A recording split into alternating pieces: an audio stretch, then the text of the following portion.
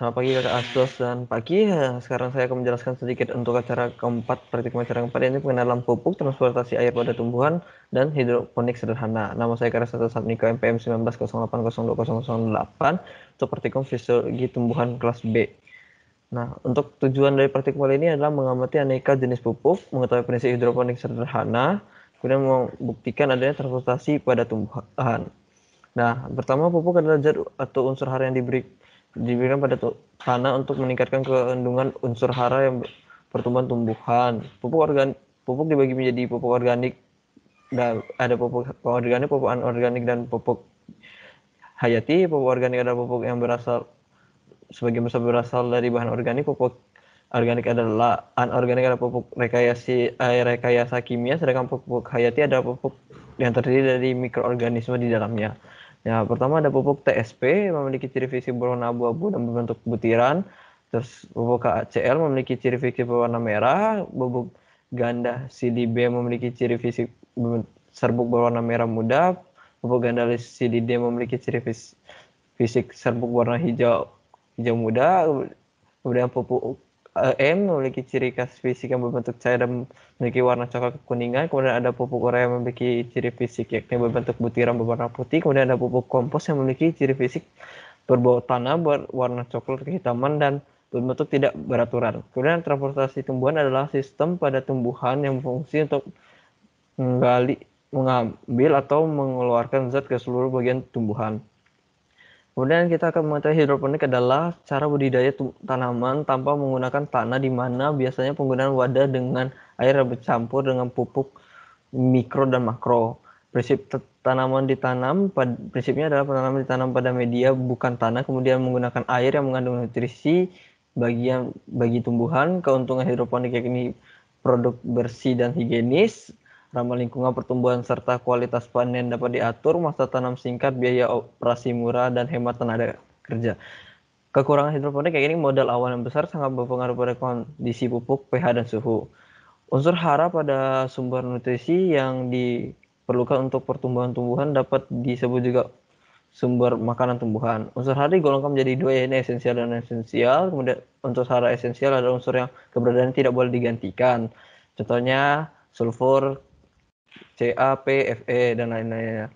Unsur hara non esensial adalah unsur hara yang dapat beredarannya diperlukan bagi pertumbuhan tetapi dapat digantikan jika tidak ada. Contohnya Na, Si, Br, F. Kemudian ada air PDM yang memiliki kandungan mineral yang rendah dikarenakan sudah mengalami proses penjernihan, penyaringan, dan pengendapan. Kemudian ada susuan beras merupakan air yang baik untuk pertumbuhan tanaman, tapi air tersebut akan bermanfaat dengan cara penyemprotan pada tanaman.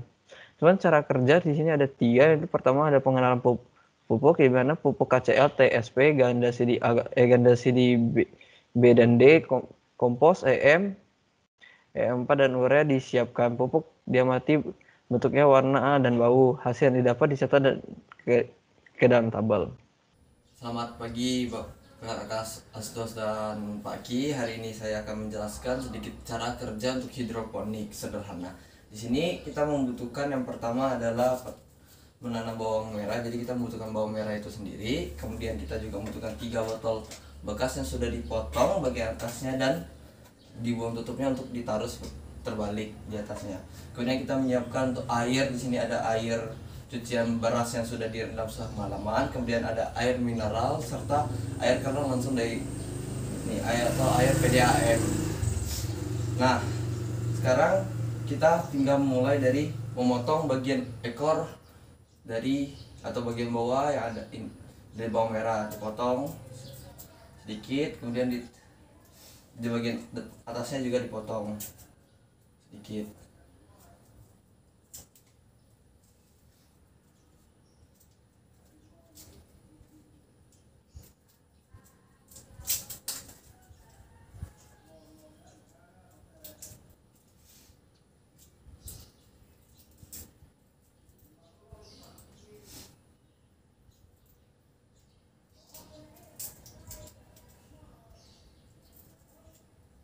Jika sudah dipotong bagian bawahnya dan bagian ujung atasnya, kemudian kita ambil botol bekas yang sudah dipotong tadi. Di pertama kita masukkan dengan air cucian beras. Jadi kita isi hingga terisi penuh agar nanti bisa merendam bawang merahnya. Ya,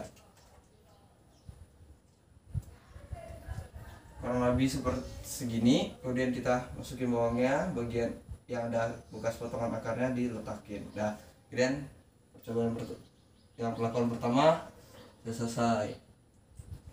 Nah, lanjut untuk yang kedua, kita bisa pakai air keran. Jadi kita isi langsung dari PDAM, kurang lebih dengan tadi sama. Kemudian kita masukin bawang yang tadi, dimasukin. Nah, dan yang terakhir adalah menggunakan air mineral atau air minum. Nah, ini kita isi hingga batasnya sama seperti tadi.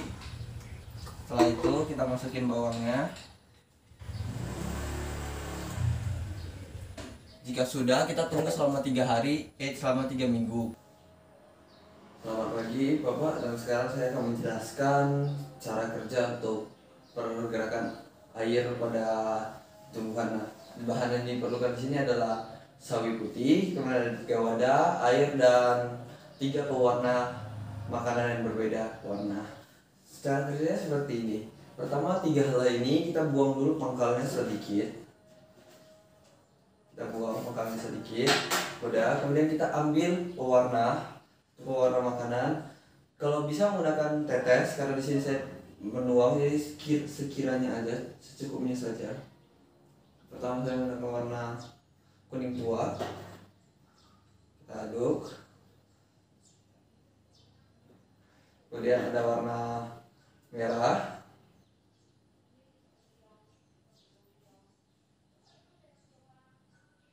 Jika ada tetesan, kalian menggunakan sekiranya 10 tetes setiap warna. Dan terakhir adalah warna ungu saya gunakan.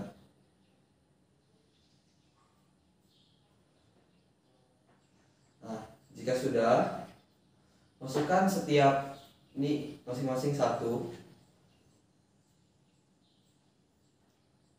Nah, setelah itu kita tunggu dengan 6 jam dan 24 jam. Kita lihat hasilnya seperti apa, warna daunnya berubah atau tidak.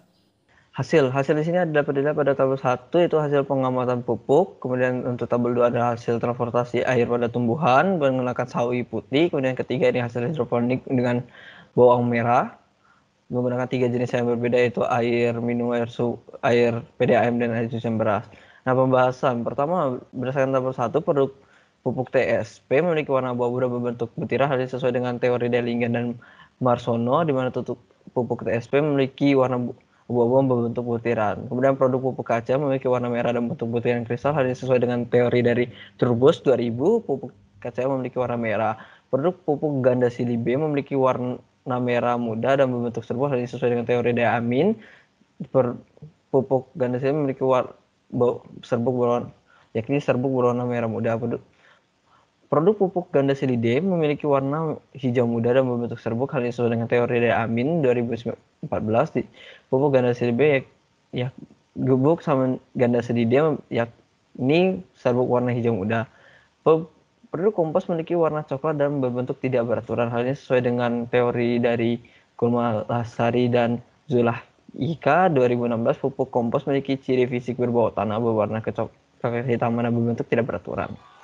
Terus ada produk pupuk EM memiliki warna kecoklatan dan berbentuk cair, hal ini sesuai dengan teori dari Siwati dan kawan-kawan 2019. Pupuk EM memiliki bentuk cair dan memiliki warna kecoklatan ke kuningan. Produk pupuk urea memiliki warna putih berbentuk butiran kristal, hal ini sesuai dengan teori dari Mayase 2000. Pupuk urea memiliki ciri fisik berbentuk butiran dan berwarna putih. Kemudian berdasarkan pada tabel 2, tumbuhan digunakan yakni sawi putih, di mana warna awal masih seperti warna asli tumbuhan sawi putih. Kemudian warna sawi putih setelah perendaman dan ini berubah warna menjadi merah dan kuning, sedangkan pada untuk perlakuan yang pewarna ungu tidak berubah. Warna sawi putih setelah 24 jam, warna daun semakin berubah menjadi merah dan kuning, tapi warna ungu tidak. Berdasarkan data tersebut, warna daun sawi putih yang berubah menjadi warna merah dan kuning disebabkan adanya transportasi pada tumbuhan. Hal ini sesuai dengan teori dari Pitono dan Makoto. Transportasi tumbuhan adalah sistem pada tumbuhan yang fungsinya untuk mengambil atau mengeluarkan zat ke seluruh bagian tumbuhan.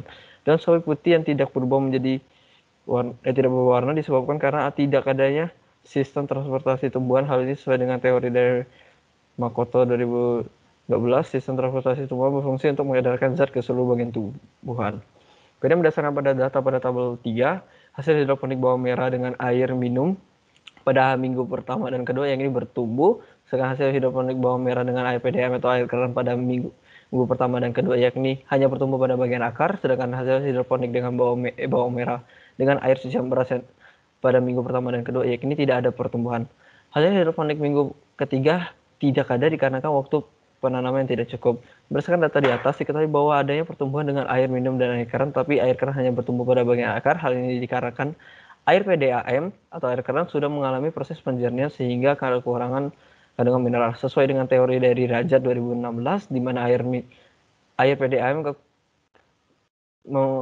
kekurangan mineral memiliki kandungan mineral yang rendah dikarenakan sudah mengalami proses penjernihan, penyaringan, pengendapan. Berdasarkan data, air cucian beras tidak mengalami pertumbuhan. Hal ini dikarenakan cara memberi air cucian beras yang kurang baik. Sesuai dengan teori dari Suwardani dan kawan-kawan 2020, air cucian beras bagus untuk pertumbuhan tanaman dengan cara metode penyemprotan.